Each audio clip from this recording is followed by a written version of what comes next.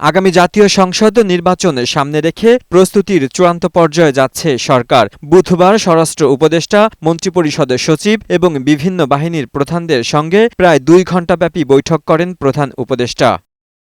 পরে foreign service একাডেমিতে সংবাদ সম্মেলনে প্রধান উপদেষ্টার প্রেস সচিব জানান, বৈঠকে ডিসেম্বরের মধ্যেই নির্বাচনের প্রয়োজনীয় প্রস্তুতি সম্পন্ন করার নির্দেশ দেওয়া হয়েছে।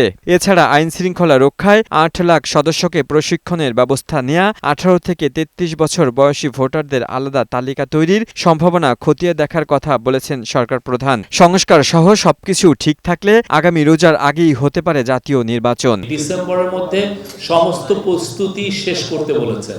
এপ্রিলের প্রথমার্ধে ইলেকশন হবে। পরবর্তীতে আমরা আরও জানিয়েছি যে যদি প্রস্তুতি সম্পূর্ণ হয়, সংস্কার হয়ে যায়, তাহলে সেটা রোজার আগেই ইলেকশন হতে পারে। প্রায় ১৬,০০০ ভোটকেন্দ্রকে ঝুঁকিপূর্ণ হিসেবে চিহ্নিত, ভোটকেন্দ্রে সিসিটিভি ক্যামেরা স্থাপন, পুলিশের বডি ক্যামেরা, জুডিশিয়াল ম্যাজিস্ট্রেটদের নজরদারি এবং প্রশাসনের সব স্তরে রদবদলের সিদ্ধান্তের কথাও জানানো হয় সংবাদ সম্মেলনে। যে ১৬,০০০-এর মতো ভোট কেন্দ্র হচ্ছে ঝুঁকিপূর্ণ হতে পারে।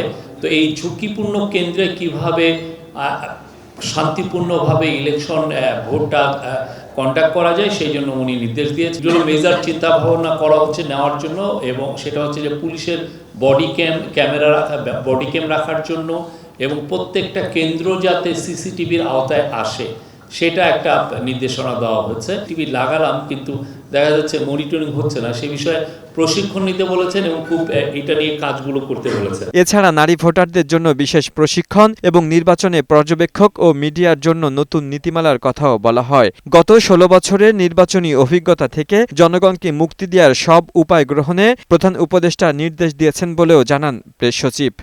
লিওন মীর, বৈশাখী সংবাদ, ঢাকা।